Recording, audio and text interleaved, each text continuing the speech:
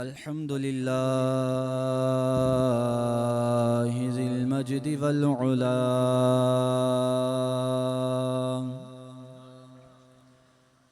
والهيبة والثناء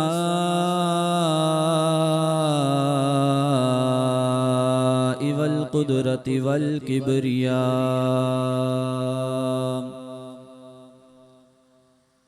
والصلاة والسلام على سيد الأنبياء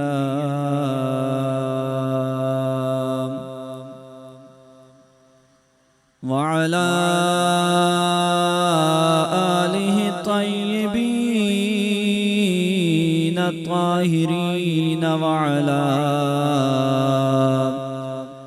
آله الراشدين أولي الصدق والصفاء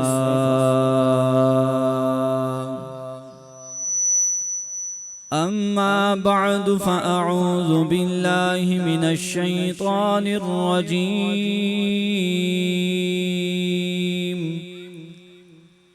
بسم الله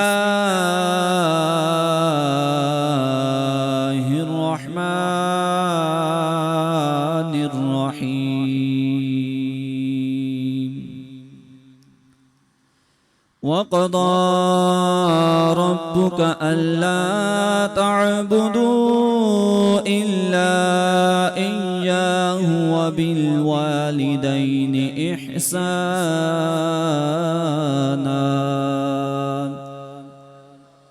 آمنت بالله صدق الله العظيم وبلغنا رسوله النبي الكريم الأمين إن الله وملائكته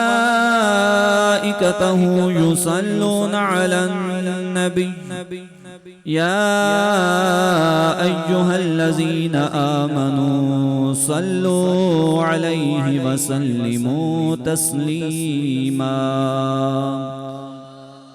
الصلاة والسلام عليك يا سيدي يا رسول الله وعلى آلك وأصحابك يا سيدي يا حبيب الله الصلاة والسلام عليك يا سيدي يا نبي الله وعلى آلك وأصحابك يا سيدي يا نور الله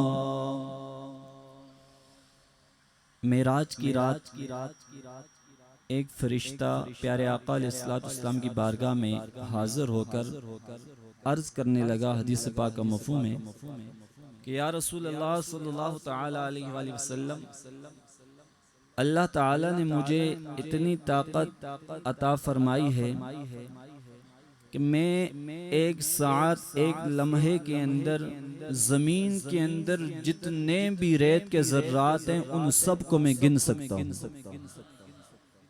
یا رسول اللہ، ایک لمحے کے میں اندر زمین کے اندر جتنے بھی درخت ہیں ان درختوں کی جتنی شاخیں ہیں اور ہر شاخ کے ساتھ جتنے پتے ہیں ان سارے پتوں کو میں ایک ساتھ کے اندر اپنی گنتی میں شمار کر سکتا ہوں۔ پھر اس کے بعد وہ عرض کرنے لگا، یا رسول اللہ، جس وقت آسمان سے بارش زمین کی طرف جاتی ہے تو وہ تمام بارش کے قطرات کو میں اپنے شمار میں لے سکتا ہوں ایک ساتھ کے اندر۔ میرے آقا علیہ السلام نے ارشاد فرمایا کہ اے فرشتے، یہ بتا کوئی ایسی چیز بھی ہے جس کو تو شمار نہیں کر سکتا ہے؟ وہ فرشتہ عرض کرنے لگا، ہاں یا رسول اللہ، ایک چیز ایسی ہے اس کو میں اپنے شمار میں نہیں لا سکتا ہوں۔ فرمایا وہ کیا ہے؟ تو وہ عرض کرنے لگا، یا رسول اللہ، آپ کا کوئی بھی امتی آپ کے اوپر محبت کے ساتھ ایک بار درود پاک پڑھتا ہے، اس درود پاک پڑھنے کے بدلے میں اللہ تعالی جتنی اس کو رحمتیں عطا فرماتا ہے وہ میں اپنی گنتی میں نہیں لا سکتا ہوں۔ آج یہاں پر ملک وحید صاحب، عبد الوحید صاحب کے والد صاحب کے اصال ثواب کی محفل میں ہم یہاں پر بیٹھے ہیں۔ جس وقت مین مقصد جو ہے ان کو اصال ثواب کرنا ہے، کہ تاکہ ان کی قبر جو ہے وہ نور علی نور ہو، اور ان کی قبر کے اندر مصطفیٰ جان رحمت صلی اللہ تعالی علیہ وآلہ وسلم کے نور کے جلوے، نور سے وہ قبر منور ہوتی رہے۔ مین مقصد یہاں پر جمع ہونے کا اور ذکر خدا، ذکر خیر کرنے کا یہی ہے۔ تو درود پاک ایک ایسا وظیفہ ہے کہ مختلف روایتوں کے اندر مختلف اس کے درجات، اس کے ثواب، اس کی جزا آئی ہے۔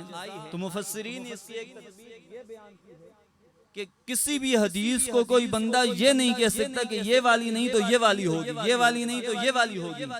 اس کے اندر وہ تطبیق بیان کرتے ہیں کہ جو بندہ جس محبت کے ساتھ درود پاک پڑھے گا، اسی محبت کے بدلے اس کو رب ذوالجلال جزا عطا فرمائے گا۔ محبت کے ساتھ پیارے آقا علیہ السلام کی بارگاہ میں ہدیہ درود پاک کا نذرانہ ایک بار بآواز بلند پیش کیجئے۔ صلی اللہ علیہ یا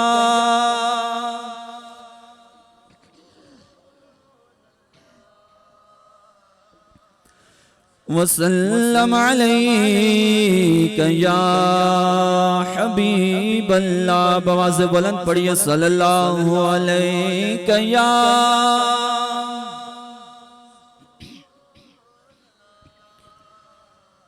یہ آرزو نہیں کہ دعائیں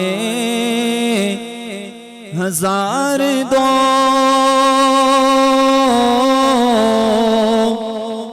یہ آرزو نہیں کہ دعائیں ہزار دو، پڑھ کر نبی کی نعت لحد میں اتار دو، پڑھ کر نبی کی نعت لحد میں اتار دو، یہ آرزو نہیں کہ دعائیں ہزار دو، سنتے جان کنی کا ہے لمحہ بہت کٹھن، سنتے ہیں جان کنی کا ہے لمحہ بہت کٹھن، لے کر نبی کا نام یہ لمحہ گزار دو، لے کر نبی کا نام یہ لمحہ گزار دو، لے کر نبی کا نام یہ لمحہ گزار دو، یہ آرزو نہیں کہ دعائیں ہزار دو، بس پڑھ کر نبی کا نام یہ لمحہ گزار دو، پڑھ کر نبی کی نعت لحد میں اتار دو۔ بعد از حمد و صلات لائق معزز و محترم سامعین ذی وقار، اللہ تبارک و تعالیٰ کی لا ریب کتاب میں سے ایک آیت کا ایک حصہ تلاوت کرنے کا شرف حاصل کیا ہے۔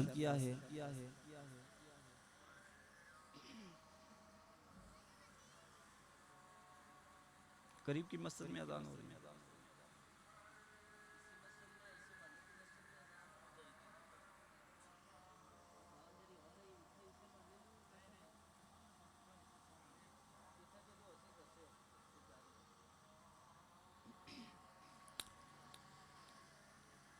اللہ تبارک و تعالی قرآن کریم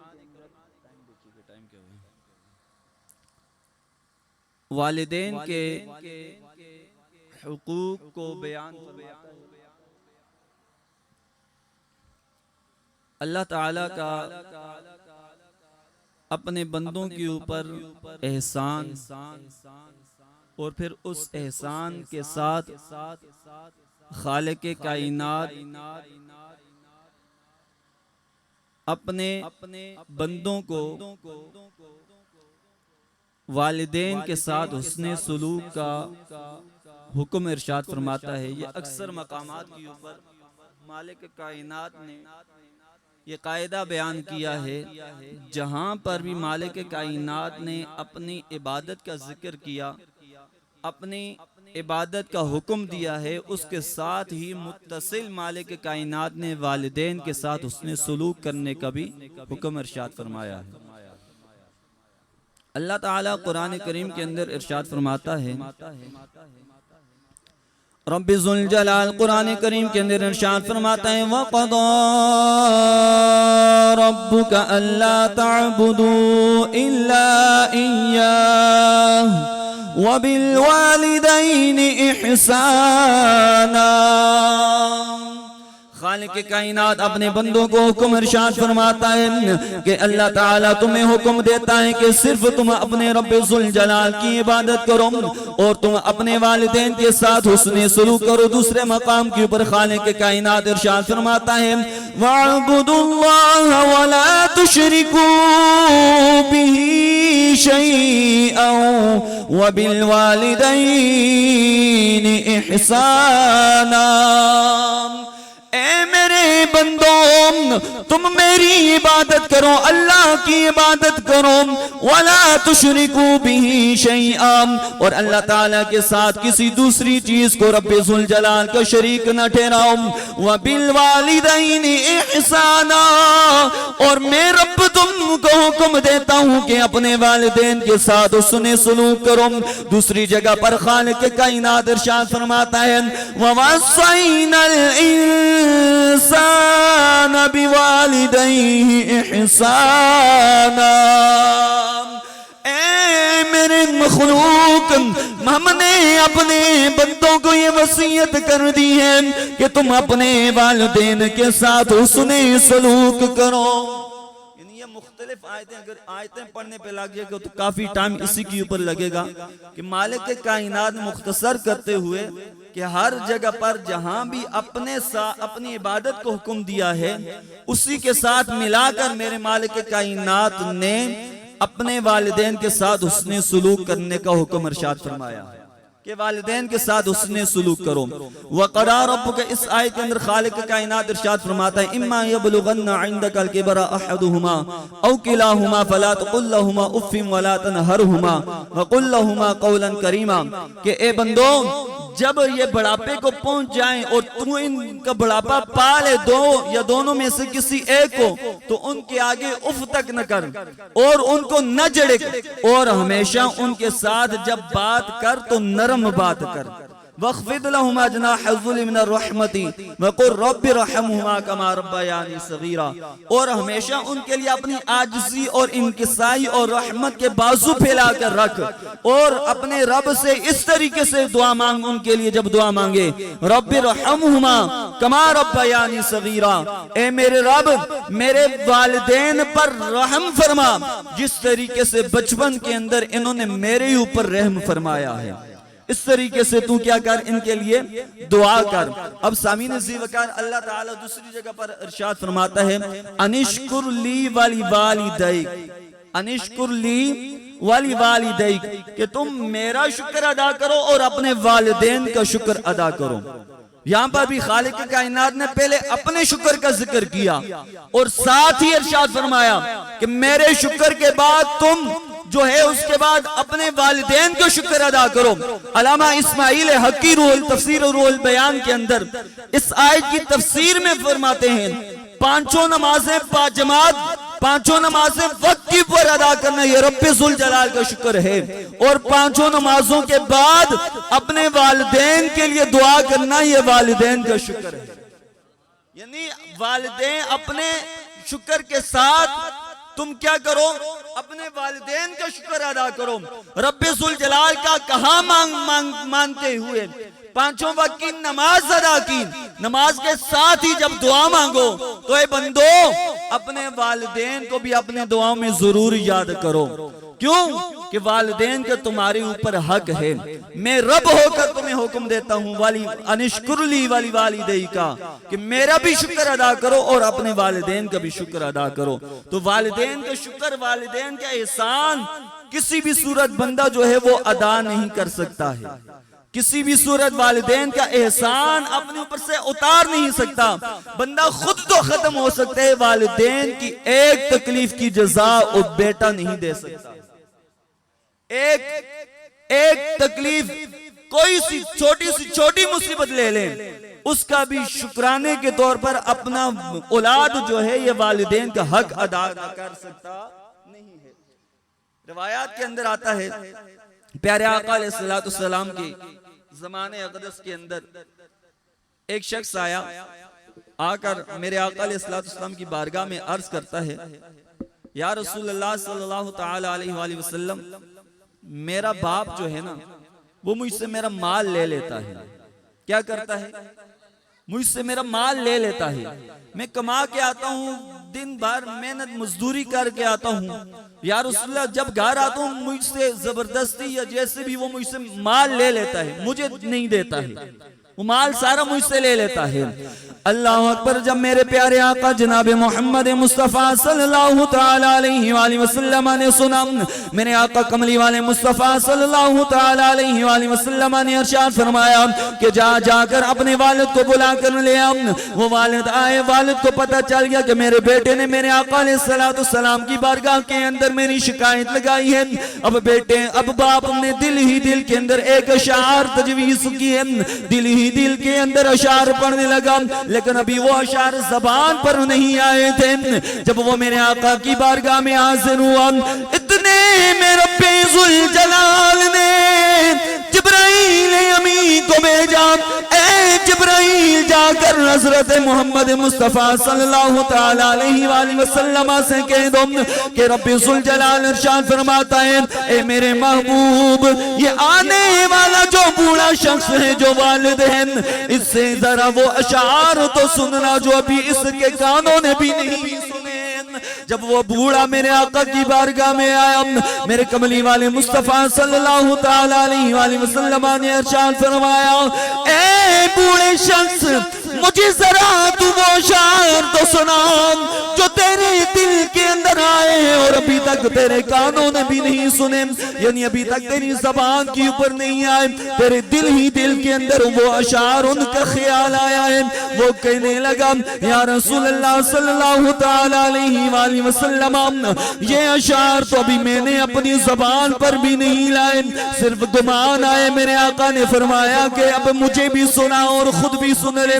وہ کہنے لگا، ان کا مفہوم کچھ اس طرح ہے، وہ باپ دل ہی دل کے اندر کہنے لگا، اے میرے بیٹے، اب یہ اس باپ کے اشعار کی تشریح ہو رہی ہے، اے میرے بیٹے، جب تو چھوٹا سا تھا، جب تو رات کے اندر تو روتا تھا، اس وقت میں اپنی نیند کو بیدار کر دیتا تھا، میں نیند سے بیدار ہو جاتا تھا، تیری بیداری کے اندر میں پوری رات جاگا کرتا تھا، اور جب تجھے کوئی بیماری لاحق ہو جاتی تو میری رات کی نیندیں اڑ جایا کرتی تھی، اور رات کے اندر مجھے نیند نہ آتی، ادھر جاتا کسی طریقے سے تجھے سکون مل جائے.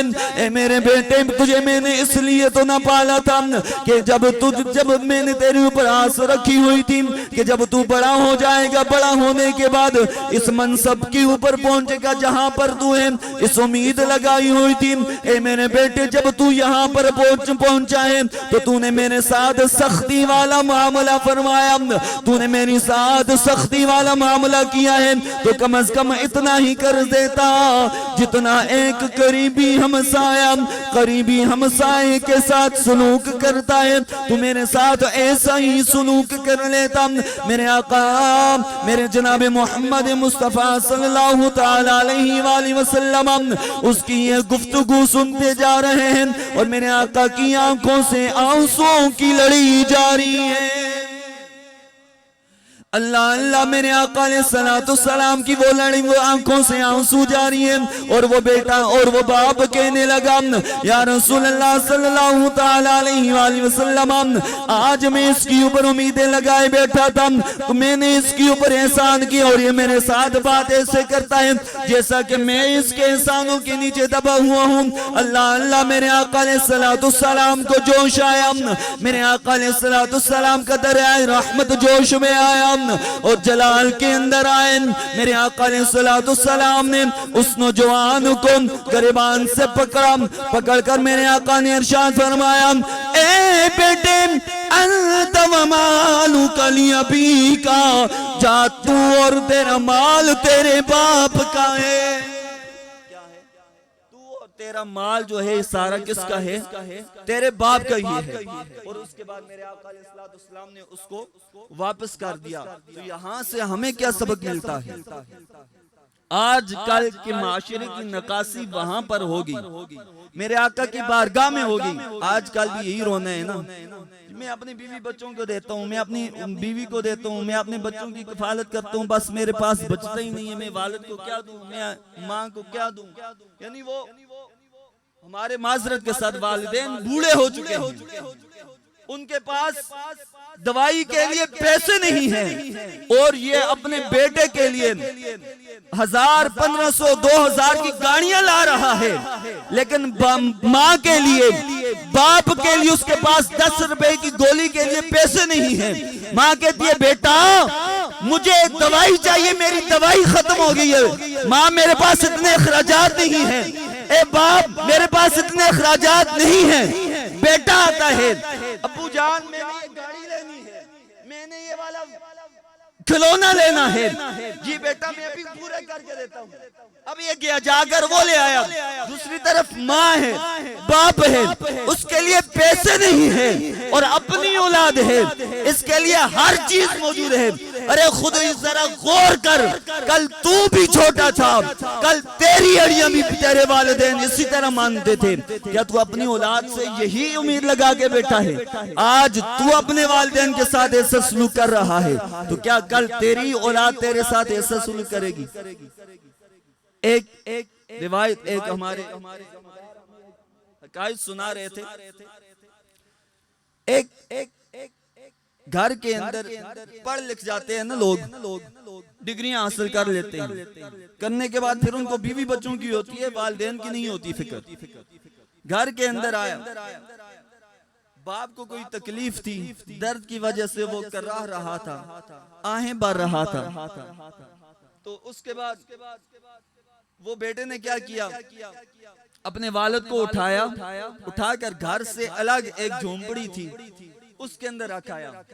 کوئی چیز اوپر ہوتے بندہ سردی گرمی کے لوازمات پورے کرے نہیں، وہاں پر چھوڑ کے آنے لگا۔ باپ کہنے لگا کہ بیٹا مجھے سردی لگ رہی ہے، کوئی چادر کوئی کمبل تو اوپر دے دو نا تاکہ میں سردی سے بچ سکوں۔ بیٹے نے اپنے بیٹے کو کہا کہ بیٹا جاؤ وہاں سے چادر لے کے آ جاؤ۔ بیٹا گیا اور چادر لے کے آئے، لیکن چادر وہ آدھی لے کر آیا، چادر وہ آدھی لے کر آیا۔ بیٹے نے پوچھا کہ بتا بیٹا یہ آدھی چادر کیوں لے کے آئے، پوری چادر کیوں نہیں لے کے آئے؟ تو اس بیٹے نے اس اپنے والد کو جواب دیا کہ ابو جان آج جس طریقے سے آپ اپنے باپ کو یہاں پر لا کے رکھ رہے ہیں، یہ بوڑھا ہو گیا ہے، کل آپ بھی بوڑھے ہوں گے تو آپ کو بھی میں اسی جگہ پر لا کر رکھوں گا۔ آدھی چادر آپ کے والد کے لیے آپ کو دے دی ہے اور آدھی چادر میں نے آپ کے لیے رکھ دی ہے کہ وہ آپ کے اس بیٹے کو وہاں سے عبرت حاصل ہوئی کہ آج جیسا میں اپنے والد کے ساتھ کر رہا ہوں، کل میرا بیٹا بھی میرے ساتھ اسی طریقے سے کرے گا۔ تو سامعین زیوکار، یہ دنیا مکافات عمل ہے۔ اپنے والدین کو پہچانیے، اپنی ماں کو پہچانیے، اپنے باپ کو پہچانیے۔ خدا کی قسم، باپ کا سایہ جب سر سے گزر جاتا ہے، دنیا کے اندر کوئی بھی سایہ دار درخت پھر اس کو سایہ نہیں دیتا ہے۔ دنیا سے جب ماں کا سایہ گزر جاتا ہے، جہاں مرضی چلا جائے، دنیا کی جتنی مرضی ترقیاں مل جائیں، لیکن جب یاد آ جائے نا والدین کی تو پھر وہ بیٹا یہی کہتا ہے کہ ہو فرما بردار کہ میرے پاس کچھ بھی نہیں، میری ماں میرے پاس نہیں ہے، میرے پاس کچھ بھی نہیں ہے، میرا باپ میرے پاس نہیں ہے، میرے پاس کچھ بھی نہیں ہے، دنیا کی دولت لٹ گئی ہے، بس میرے ماں اور میرے باپ کسی طریقے سے مجھے مل جائیں۔ یہ بعد میں آرزویں حسرتیں ہوتی ہیں۔ اور یاد رکھیے پیارے آقا علیہ السلام نے ارشاد فرمایا رب کی رضا والد کی رضا میں ہے، اور رب کی ناراضگی والد کی ناراضگی کے اندر ہے۔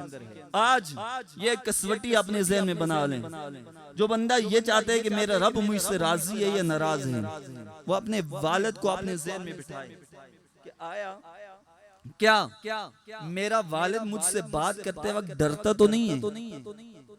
معذرت کے ساتھ بعض ایسے والدین ہیں اولاد سے بات کرتے وقت ڈرتے ہیں، کیوں کہ بیٹا پڑھا لکھے آگے سے کوئی بات نہ کر دے، تو اسی پڑھائی کا کیا فائدہ کہ جو والدین کو ڈرا کر رکھ دے، اور وہ سمجھ لے کہ جس کے والدین اس سے ڈر رہے ہیں وہ سمجھ لے کہ میرا رب مجھ سے ناراض ہے، میرا رب میں رب کی رضا میں نہیں ہوں۔ اور پھر جس کا والد اس سے خوش ہو اور اس کا حکم اپنی اولاد کے اوپر چلتا ہو اور اولاد بھی آگے ہاتھ باندھ کر کھڑی ہو، تو پھر وہ سمجھ لے اللہ کا شکر ادا کرے کہ میرا اللہ بھی اس سے راضی ہے۔ یہ ایک کسوٹی ہے۔ اور جس تک والدین فوت ہو جائیں، فوت ہونے کے بعد مفسرین لکھتے ہیں کہ ان کے ساتھ اس نے سلوک جاری ہے۔ وہ اس نے سلوک کس طریقے سے ہوگا؟ کثرت کے ساتھ ان کے لیے صالح ثواب کریں، کثرت کے ساتھ ان کے دوستوں کے ساتھ اچھا برتاؤ رکھیں، ان کے تعلق والوں کے ساتھ اچھا برتاؤ رکھیں گے۔ قبر کے اندر تمہارے والد تمہارے اوپر خوش ہوگا کہ میں جو چھوڑ کے آیا تھا وہ میرے لیے اچھا کام کر رہی ہے۔ اگر برے کام ہوں گے وہاں پر والدین وہاں پر ناراض ہوں گے۔ اور سامعین ذی وقار والد اور ایک اور آیت اللہ تعالی نے اطیعوا اللہ و اطیعوا الرسول، پھر اس کے بعد حکم دیا ہے وبالوالدین احسانا، پھر اس کے بعد ہے اقیموا الصلاۃ و آتوا الزکاۃ۔ یہ مختلف حکم ہیں، یعنی تین چیزیں ایمان والے کے لیے مکمل ہیں، کامل ہونی چاہیے، وہ کامیاب ہیں۔ پہلے نمبر پر ہے اطیعوا اللہ و اطیعوا الرسول، اللہ کی اطاعت کریں، رسول کی اطاعت کریں۔ اس کے بعد اگر اللہ کی اطاعت کر رہا ہے، رسول کی اطاعت کر رہا ہے، پھر مالک کائنات ارشاد فرماتا ہے وبالوالدین احسانا، اپنے والدین کے ساتھ اس نے سلوک کر۔ اب ایک بندہ اطیعوا الرسول و اطیعوا اللہ و اطیعوا الرسول تو کر رہا ہے، والدین کے ساتھ اس نے سلوک نہیں کر رہا، وہ بندہ بھی دنیا کے اندر بھی ذلیل ہے، آخرت کے اندر بھی ذلیل ہے، اس کی اطیعوا اللہ و اطیعوا الرسول قبول نہیں ہے۔ اب ایک بندہ ایسا ہے جو اطیعوا اللہ بھی کر رہا ہے، اطیعوا الرسول بھی ہے، اور وبالوالدین احسانا اس کے اوپر بھی عمل کر رہا ہے، اور اس کے بعد حکم ہے اقیموا الصلاۃ کہ تم نماز قائم کرو، وآتوا الزکاۃ اور زکات ادا کرو۔ اب وہ اطیعوا اللہ و اطیعوا الرسول وبالوالدین احسانا اور ساتھ وہ نماز بھی پڑھ رہا ہے۔ اب اس بندے کے تمام نیک اعمال پورے ہیں۔ اب ایک بندہ اطیعوا اللہ ہے لیکن اقیموا الصلاۃ بھی ہے، لیکن درمیان کے اندر وبالوالدین احسانا یہ نہیں ہے، تو یقین جانے اس کی نماز کوئی بھی قبول نہیں ہے۔ آج لوگ جاتے ہیں نا اولیاء کے پاس، ولیوں کے پاس جاتے ہیں، دعا کریں جی اللہ پاک ہمیں یہ مشکلات آسان کر دے، یہ مشکل آسان کر دے، لیکن ہوتا ہے کیا؟ کچھ بھی نہیں ملتا۔ اس کی وجہ کیا ہے کہ اپنے گھر کے دو پیر رب نے تمہیں دیے ہوئے ہیں، اپنے ان دو پیروں کو ناراض کر کے تم اس تیسرے پیر کے پاس آئے ہوئے ہیں۔ اس تیسرے پیر کے پاس سے تمہیں فیضان اس وقت تک نہیں مل سکتا جب تک تمہارے گھر کے دو پیر تم سے راضی نہ ہو۔ یہ پلے میں باندھ لیں، گھر میں والدہ بوڑھی ہے، بیماری سے نڈال ہو کے پڑی ہوئی ہے، بیٹا جا رہا ہے میں ولی کی درگاہ پہ جا رہا ہوں، میں پیر کی درگاہ پہ جا رہا ہوں، میں پیر کے آستانے پہ جا رہا ہوں۔ ماں کیا ہوتی بیمار ہوتی رہتی کوئی نہیں، باپ کیا بیمار ہوتا رہتا خود ٹھیک ہو جاتا ہے، میں اپنے پیر کے پاس جا رہا ہوں۔ تو سامعین ذی وقار وہ پیر بھی دو نمبر ہے جو والدین کے ساتھ سلوک کا سبق نہیں دیتا ہے، اور وہ پیر پیر نہیں ہے، وہ پیر پیڑ بن جاتا ہے۔ کوئی بھی کامل ولی ہے وہ اس وقت تک قبول نہیں کرتا جب تک تو والدین کا فرما بردار نہ بن جائے۔ حضرت ویسے کرنی کو کون نہیں جانتا ہے؟ سرکار علیہ السلام سے بڑھ کر بھی کیا کوئی بڑا پیر ہو سکتا ہے؟ میرے آقا علیہ السلام سے بڑھ کر بھی کوئی بڑا مرشد ہو سکتا ہے؟ تمام ولی خیرات لیتے ہیں مولا علی سے اور مولا علی خیرات لیتے ہیں گنبد خضرا والے سے. جب وہاں گنبد خضرا والے کی دیدار کرنے کے لیے اویس کرنی اپنی ماں کو چھوڑ کر نہیں آئے. نہیں آتے تو وہ آ سکتے تھے نا, لیکن نہیں آئے. کیوں؟ ماں بیمار تھی, ماں بیمار تھی, صحابی نہیں بن سکے. رسول کا زمانہ پایا, صحابی نہ بن سکے, تابعی رہے. ارے کیوں صحابی نہ بن سکے؟ ماں بیمار تھی, ماں کی عادت میں رہے. اور پھر یہی میرے سرکار نے جب نوازا, آخری وقت آیا, مولا علی شیر خدا اور ساتھ ایک دوسرے صحابی کو اپنا جبہ دیا. جبہ دے کر فرمانے لگے, اے علی جب میں فوت ہو جاؤں نا تو یہ میرا جبہ جا کر اویس کو دے دینا, میرا جبہ جا کر اویس کو دینا, اور اویس سے کہنا کہ رسول اللہ کی امت کے لیے مغفرت کی دعا کرے, رب سے میری امت کو بخشوا لے. کون کہہ رہا ہے؟ نبیوں کا سلطان فرما رہا ہے. اور کس کو فرما رہا ہے؟ سلطان الولایت کو فرما رہا ہے. اور حکم کس کی طرف جاری کیا جا رہا ہے؟ جو صحابی نہیں ہے, تابعی ہے. کیوں حکم کیوں آیا ہے؟ وَبِالْوَالِدَيْنِ إِحْسَانًا, اس کے اوپر عمل کرنے والے ہیں, اپنے والدین کے ساتھ اس نے سلوک کرنے والا بیٹا ہے. میرے رسول نے اس کی شان کو بیان فرمایا, اور امت کے لیے میرے آقا خود بھی دعا فرماتے رہے, صحابہ بھی فرماتے رہے. ارے ویسے کرنے کی ذات جو ہے یہ سیدہ فاطمہ الزہرا سے بڑھ کر تو نہیں ہے نا, یہ سیدوں سے بڑھ کر تو نہیں, مولا علی سے بڑھ کر تو نہیں, کسی صحابی سے بڑھ کر تو نہیں ہے. لیکن میرے رسول نے مقام بتایا ہے کس وجہ سے کہ یہ اپنی ماں کا فرما بردار ہے, اپنی ماں کا فرما بردار ہے. فرمایا میرا جبہ یہ جا کر اویس کو دینا اور اس سے میری امت کے لیے بخشش کی دعا کروانا. جب مولا علی آئے, مختصر کرتے ہوئے وہاں پر جب قرن کی وادیوں میں پہنچے, پوچھا اب یہاں پر اویس نامی کوئی شخص ہے؟ لوگوں نے بتایا یہاں پر تو اتنا خاص شخص کوئی بھی نہیں, ہاں ایک مجنون دیوانہ سے وہاں فلاں پہاڑی کی اوپر بکریاں چروا رہا ہوگا. جب وہاں پر پہنچے تو دیکھتے ہیں ایک بندہ ہے, اس نے سر سجدے کے اندر رکھا ہوا ہے اور طویل سجدے میں ہے, طویل سجدہ سے سر نہیں اٹھا رہے. مولا علی شیر خدا رضی اللہ تعالیٰ عنہ آپ فرماتے ہیں کہ ہم نے یہ سمجھا کہ شاید ان کی روح پرواز کر گئی ہے. میں نے جا کے ہلایا ان کو کہ اٹھو بھائی, اٹھو, اٹھ جاؤ. اب اویس قرنی رضی اللہ تعالیٰ عنہ نے سجدے سے سر اٹھایا, اٹھا کر کہنے لگے کہ اے میرے نبی کے پیارے صحابی, خدا کی قسم اگر میرا سر آج سر سجدے سے آپ مجھے نہ اٹھاتے تو اس وقت تک اپنا سر نہ اٹھاتا جس وقت تک کملی والے مصطفیٰ کی ساری امت کو نہ بخشوا لیتا. یہ رتبہ کہاں سے ملا؟ ماں کی خدمت سے. اور سامعین آخری روایت عرض کرتا ہوں, پھر اس کے بعد صلاۃ والسلام دعا. آخری روایت ہے کہ اگر جو بندہ اپنی ماں کے ساتھ حسن سلوک نہیں کرتا ہے نا, قریب ہے کہ اس کا ایمان سلب کر دیا جائے, قریب ہے.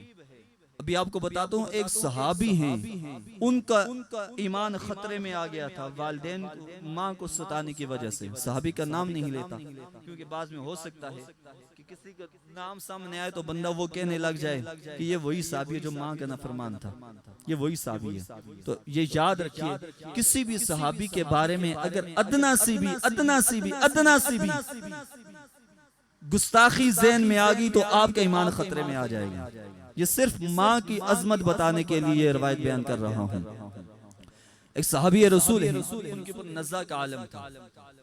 صحابی رسول کے اوپر نزع کا عالم ہے, دنیا سے جانے کا وقت قریب آ گیا ہے.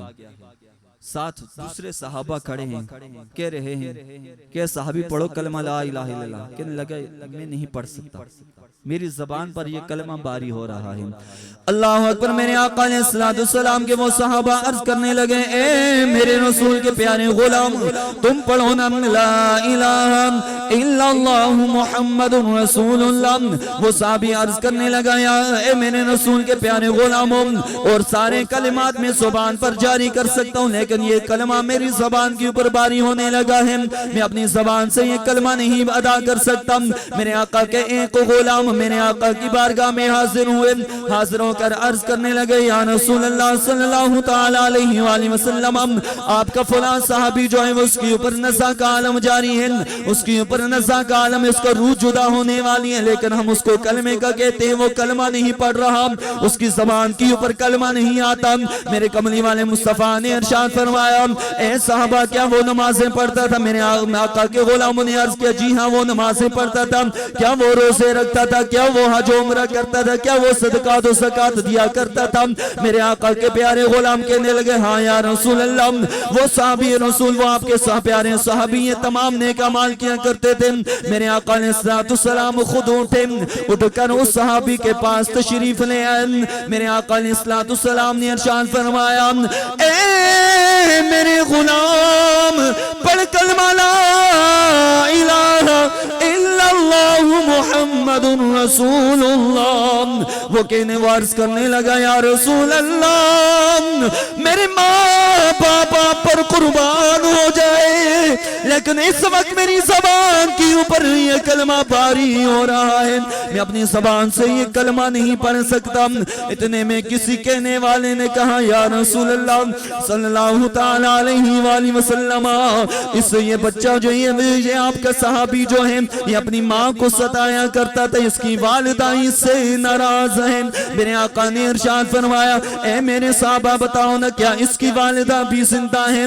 وہ صحابی عرض کرنے لگے ہاں یا رسول اللہ صلی اللہ تعالی علیہ وآلہ وسلم اس کی ماں بھی زندہ ہے۔ میرے آقا نے ارشاد فرمایا جاؤ جا کر جلدی سے اس کی والدہ کو بلا کر لاؤ۔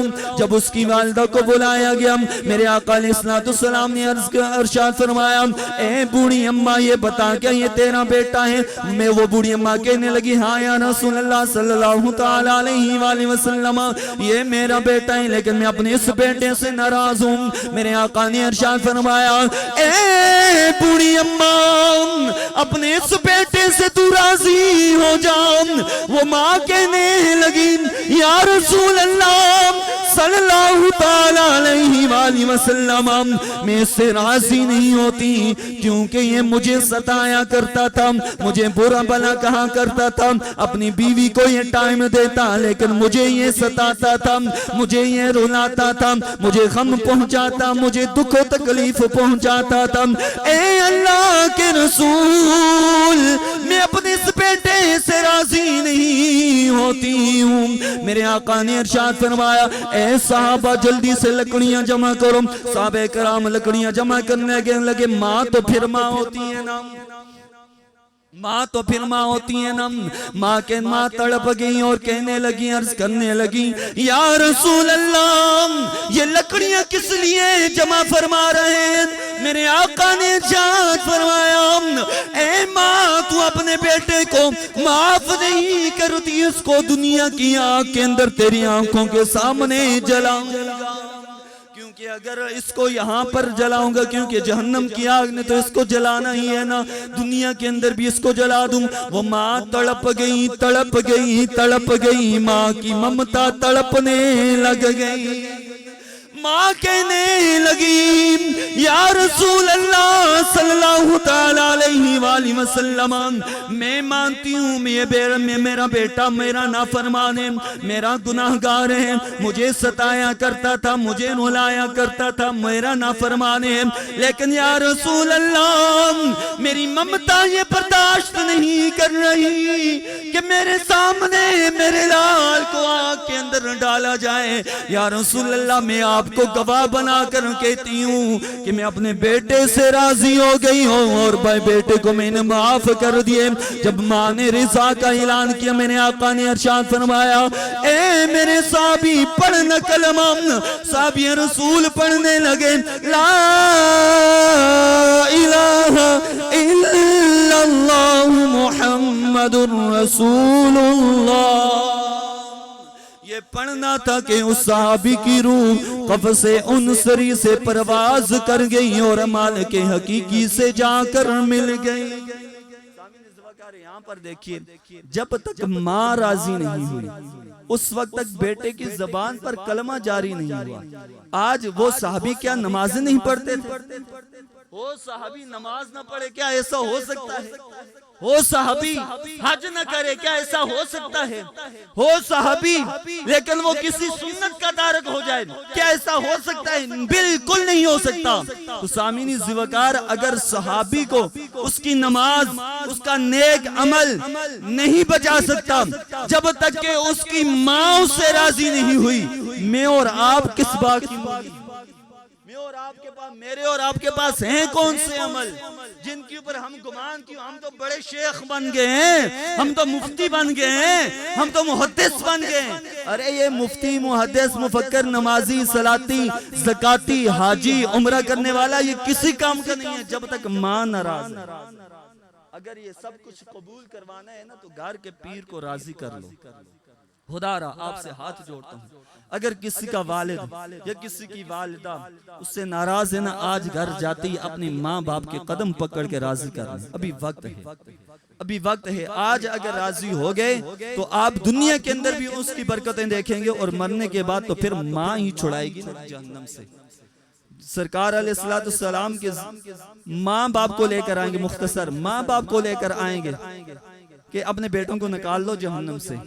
اس وقت یہ ماں باپ آئیں گے جہنم سے نکالنے کے لیے۔ میرے سرکار ساتھ ہوں گے، ساتھ آپ کے والدین بھی ہوں گے جو جہنم سے ہم گناہگاروں کو نکال رہے ہوں گے۔ آج اپنے والدین کی قدر کر لیجیے۔